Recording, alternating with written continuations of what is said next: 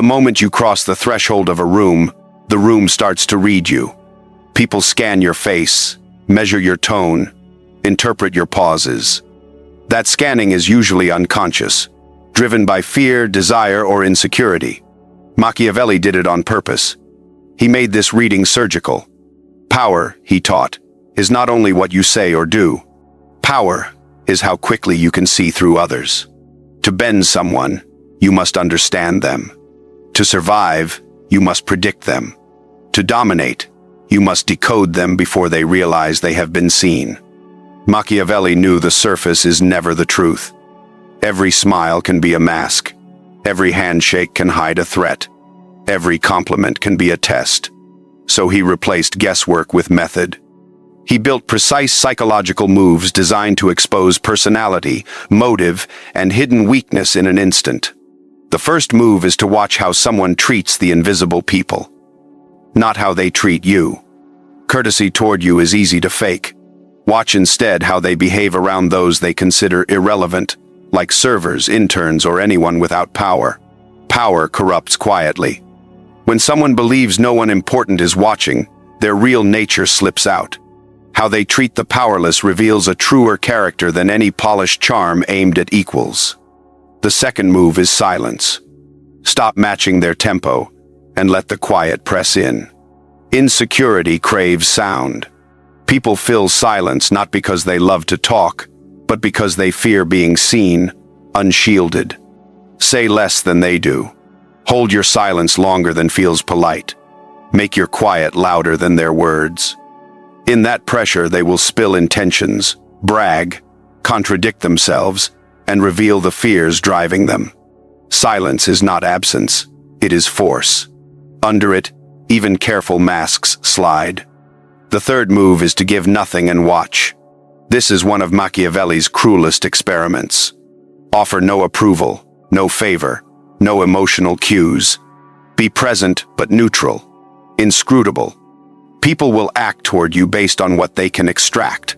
If nothing is available, their default behavior becomes visible. Do they turn cold when there is no reward? Were they warm only for benefit? Do they scramble for influence when ignored? Or do they remain steady and unreadable, which signals discipline and danger? The less you provide, the more they expose themselves. Fourth tactic: disrupt their script. Many people perform according to polished routines. They have rehearsed charm, practiced vulnerability, even staged honesty to shape how others perceive them. Machiavelli knew the most dangerous actors are the ones who stick to a script until you force them off it. How do you do that? Ask a question they cannot answer smoothly. Break their punchline with silence. Meet flattery with skepticism. Redirect the conversation when they are building momentum. When their performance is interrupted, they stumble. In that stumble, their rehearsed persona fractures and the real impulses beneath it peek through. Watch how they recover. Do they improvise with integrity, or do they reach for manipulation? Fifth tactic: test their loyalty with small losses. Do not wait for betrayal to learn about fidelity. Manufacture tiny, controlled denials. Say no to a minor request. Refuse a small favor they expect. Withdraw attention for a short window. Then observe. Do they maintain respect, or do they turn to criticism, withdrawal, or rumor? The Machiavellian mind knows loyalty is not shown in celebration, but in absence. A brief rejection reveals whether someone clings to you when the payoff evaporates, or whether their allegiance was transactional from the start. Sixth tactic: measure where their focus lies, not what they say. Words can be rehearsed, but attention cannot be fully faked. While they speak, track what draws their eyes and energy. Do they glance toward power figures across the room? Do they ignore those with low status? Do they check their phone while you are talking? You are not a priority if their attention wanders. Do they mirror your expressions to please you, or do they maintain their own rhythm? Machiavelli listened to attention because attention equals investment. The direction of someone's focus exposes their ambitions, their contempt, and the scale of what they value. Seventh tactic: mention a false weakness and watch the reaction. Offer a small, invented flaw about yourself. Something plausible but harmless, such as, "I tend to overthink," or "I've been naive before," or "I avoid confrontations." Then observe. If they weaponize it later, mock it, or use it against you, they are opportunists. If they ignore it, they may be cautious or respectful. If they reciprocate with their own vulnerabilities, they seek connection and safety. By planting a fictional opening, you trigger genuine responses to weakness without risking anything real. Eighth tactic: make them wait. There is no quicker test of entitlement than deliberate delay. Answer messages slowly. Keep scheduling vague. Take longer than expected to deliver something minor. Entitled people will panic, guilt-trip you, or retaliate with passive aggression. The patient adapt, the impatient reveal themselves. Machiavelli was not only hunting for loyalty. He sought resilience. Those who cannot tolerate a postponed gratification are often the first to become toxic when events stop aligning with their desires. Time, more than words, strips away composure and exposes temperament. Ninth tactic: watch whom they copy. Everyone models someone, whether consciously or not. The cadence of speech, the posture, the smallest gesture. Machiavelli believed an idol is a blueprint for ambition. If they mimic figures of authority, they hunger for control. If they mirror celebrities, they crave attention. If they ape moralists, they seek moral superiority. The person someone imitates is the person they are rehearsing to become. Spot the reflection, and you know what drive pulls them. 10th tactic: spark a hint of envy, and read the micro-flicker. Slip in a subtle elevation. Mention a recent win, a new opportunity, or praise you received, and watch their face for the next beat. Is the smile brittle? Do they steer the talk away? Do they downplay your achievement with a passing put-down? That half-second twitch is envy. Machiavelli saw envy as the most dangerous signal because it precedes sabotage. It does not erupt, it flickers. Once you learn to see that blink, you hold an early warning. 11th tactic: ask what they hate. Forget favorites. Those are easy to perform. Ask instead, who do you despise? Or, what behavior do you loathe? Their answer rarely profiles another person. It reflects their shadow. Those who loudly condemn arrogance often harbor vanity. Those who rage against dishonesty may be practiced deceivers. Those who scorn weakness often fear being seen as weak. In their denunciations you find confession. Their disgust maps their hidden self. 12th tactic: watch what makes them break eye contact. Direct gaze claims power. What makes them look away maps vulnerability. Bring up money, status, shame, past failures, or hunger for influence and track their eyes. Do they flinch, shift, or drop their gaze when a topic hits too close? Eyes are not poetic windows. They are emergency exits for repressed truths. Where their gaze flees reveals what their mind fears most. The final two tactics are the most revealing of all. These are the methods Machiavelli used to guard a throne, to navigate betrayal, and to bend the perceptions of those around him. When applied, you do more than read a person. You shape how they see you. The last two are not passive observation. They are about manipulating others' perception of you to summon their truth. While the weak chase answers, Machiavelli made answers come to him. He built tension rather than trust. He did not ask, he activated. These closing moves were meant to expose a person's operating system not by watching, but by arranging the stage so their true impulses step forward. 13th tactic: become the mirror they cannot ignore. Most people move through the world wearing masks. They perform, they charm, they stage themselves. Machiavelli discovered a blunt truth.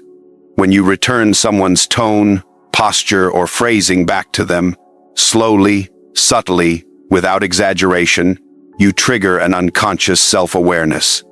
They catch a reflection of themselves in your behavior, and what they do next exposes what they have been hiding. Mirror a relaxed cadence. Do they sharpen, trying to dominate the space? Mirror their swagger. Do they shrink or lose the act? Mirror their insecurity. Do they lash out with superiority or mockery? By being their reflection, you create psychological friction. Most will not name it, but their instinct will react. The more wildly they change when confronted with their own energy, the more you know their persona is performance. 14th tactic. Loosen them with unexpected respect, then operate clinically.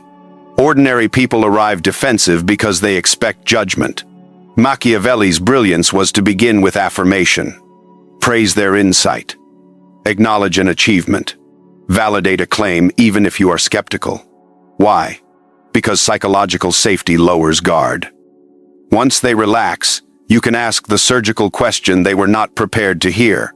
For example, say, "You clearly think this through deeply. What fear underlies that decision?" Or, "You seem so confident. When did you first learn to fake that confidence?"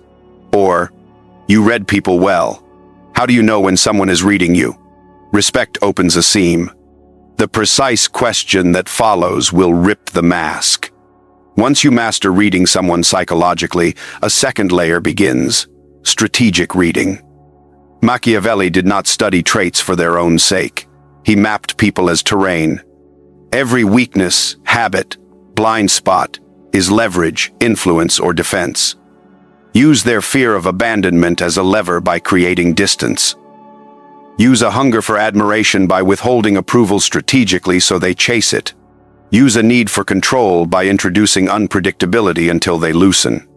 And if you identify a truly dangerous person hiding a blade behind a smile, you will know exactly where to strike, or how to let their own behavior destroy them. This is where psychological reading becomes strategic warfare. Sort people into archetypes in your head, but never say it aloud. Machiavelli never slapped labels on people aloud. He labeled them in his mind. He never said, "He's narcissistic," or "She's insecure," across the table. He observed, sorted, and acted accordingly without ever revealing the diagnosis. Why? Because labels kill power. People resist labels, but behavior treated without a label slips by unnoticed. A handful of fast archetypes to hold in your head. The placater who hides behind charm, eager for approval and easily steered with praise but dangerous when denied. The silent escalator who seems loyal yet quietly scopes power vacuums. The fragile genius, brilliant but emotionally volatile and useful only if their feelings are managed. The noisy protector who over-explains, overreacts, and constantly justifies, almost always covering a deep shame. You do not tell them who they are. You only learn how to handle them without ever letting them know you are handling them. Watch how they handle the word no. There is no better personality test than refusal. Machiavelli believed true power shows not at victory but in restraint. Say no to a favor, praise, opportunity, or a slice of attention they expect. Step back and watch. If they hold calm, their mind is disciplined. If they flinch into subtle rage or emotion, the ego runs them. If their tone flips and the mask drops, they were acting. A denied wish reveals a baseline emotional map. Detect who they are trying to impress. This is crucial. People do not speak just to inform. They position themselves. Every word addressed to you is part of a strategy, even when unconscious. Ask yourself, who is the audience right now? Are they performing for you? Fishing for your approval? Pandering to the group? Asserting dominance? Or signaling to someone absent? Track their eyes. See whom they check for approval. Every joke, opinion, and gesture is tactical theater aimed at someone's attention. When you know who owns their loyalty, you know whether you own it. Notice what they boast about, then look for the opposite. People loudly claim a trait to hide its inverse. "I'm brutally honest," often equals selective truth-telling. "I avoid drama" can mean they magnetize chaos. "I always put others first" frequently masks resentment or control. Machiavelli taught that excessive emphasis on a virtue signals insecurity because genuine strength does not advertise. When someone loudly proclaims a value, investigate the shadow behind it. That shadow reveals the real lever. These are not guesses. They are instruments to sharpen your advantage. You stop seeing people as inexplicable variables and start reading them as code, patterns, programs, predictable reactions. But there is another layer. Once you can read them, you must choose how to play them. Do you give them what they want? Do you feed the mask? Test it? Break it? Elevate it? Power imposes responsibility. Deep understanding brings the risk of alienation or domination. Machiavelli did not shy from that risk. He embraced it. He treated people not simply as obstacles or enemies, but as opportunities to advance the game. Now that you can read anyone, the next move is learning how to use those readings to win while never appearing to pull the strings. When your accuracy in reading someone becomes surgical, your power no longer rests in knowing their secrets. It rests in knowing what to do with those secrets, so they never realize they have been exposed. This is the moment when Machiavellian intelligence moves from awareness to influence. You are no longer only observing. You are guiding, and they are following your lead without knowing it. Most people try to influence others through persuasion, logic, or sincerity. Machiavelli did not care about being understood. He cared about being obeyed quietly, consistently, and without resistance. The first rule of invisible influence is to make them believe they are acting on their own will. Begin by reflecting their desire and then redirect it. Once you identify what someone truly wants, whether it is status, attention, or security, you do not confront that desire. You reflect it back. Praise the ambitious for their drive. Affirm the insecure for their effort. Recognize the dominant for their control. This lowers their guard. They feel seen, respected, and safe. Then you guide their desire so that it serves your objective. If they want recognition, suggest that working with your vision will bring them more of it. If they crave influence, show how your plan will give them greater visibility. You do not resist their want. You take ownership of it. Once they follow your direction, they believe it was their own idea. The second method is the use of strategic vulnerability to make them speak. People love talking about themselves, especially when they think they are helping you. Machiavelli used this understanding as a tool. He would share a small and harmless flaw, something believable but insignificant, such as saying he did not always trust his first impressions or that he sometimes became too absorbed in his work. This creates emotional imbalance. They feel superior, which feeds their ego, useful, which creates investment, and trusted, which builds false intimacy. In that comfort, they begin to open up. They reveal what they normally hide. A mind that feels safe speaks freely. A mind that feels superior speaks honestly. Both are open to you. The third method is revealing half a secret to create the illusion of equal trust. People open up most when they believe you are doing the same. Share a controlled truth, enough to seem genuine but never enough to expose yourself. Say that you learned the hard way not to rely on those you thought you could trust, or that you were underestimated until you stopped being too kind. This creates a mirror of shared experience. They feel connection and relief, and in that state they reveal a real weakness. You offer a fragment, and they give you the full picture. The fourth method is letting people define themselves, and then using their own definition. Never tell someone who they are. Let them declare it. They might say they value loyalty above all, or that they cannot stand inefficiency, or that they never let emotions control them. Once they do, you know what they are trying to protect. You can now shape your requests or arguments to align with that identity. If you need them to act against their instinct, link it to their stated values. Tell them that someone as loyal as they are will understand why this must be done, or that someone who values efficiency should take this faster route. You are not persuading them. You are reinforcing their sense of self while guiding it toward your goal. They comply because they believe they are being true to who they are. Machiavellian influence is not about force or argument. It is about creating an environment where people choose the action that serves you while believing it serves them. Fifth, create a reputation they must protect. People fear loss more than they crave gain. Give them something to defend. Machiavelli would award a public reputation before they had earned it. You can say, "You are known for keeping your word," or "People respect you because you avoid petty politics," or "You are the one who keeps things balanced." Once that label is laid down, pressure follows. If they act against the public identity you assigned, they risk looking inauthentic, inconsistent, or weak. So they play the part. They sustain your definition because you turned it into a social contract. In that way, you install behavior without ever issuing an order. Sixth, leak just enough information to steer perception. You do not always need to confront someone directly. Sometimes all you need is for them to overhear the right detail. It might be a story about how you handled a rival, an offhand joke that signals you cannot be duped, or a casual remark that reveals your standards. These small leaks set expectations and cause others to recalibrate.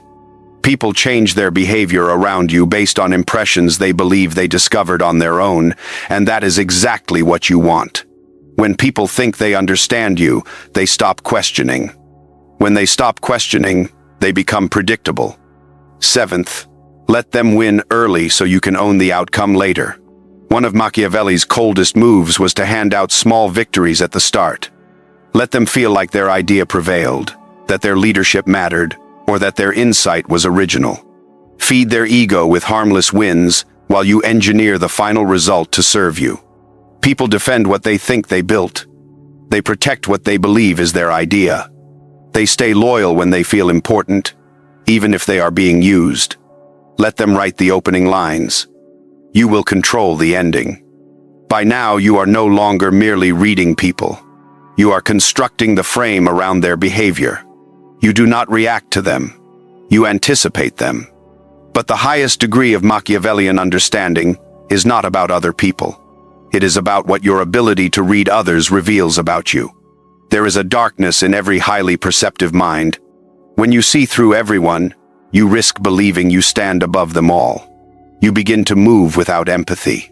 You begin to control for pleasure. This is where a dangerous intelligence must enact its final transformation. Do not only become someone who can read, influence, and outplay.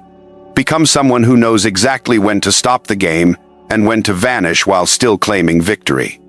At the top level of Machiavellian mastery, the game no longer feels like a game. It becomes instinct. You do not ask, "How do I read this person?" You simply act. You enter a room and information flows. Who is anxious? Who is performing? Who holds quiet power? And who watches you as closely as you watch them?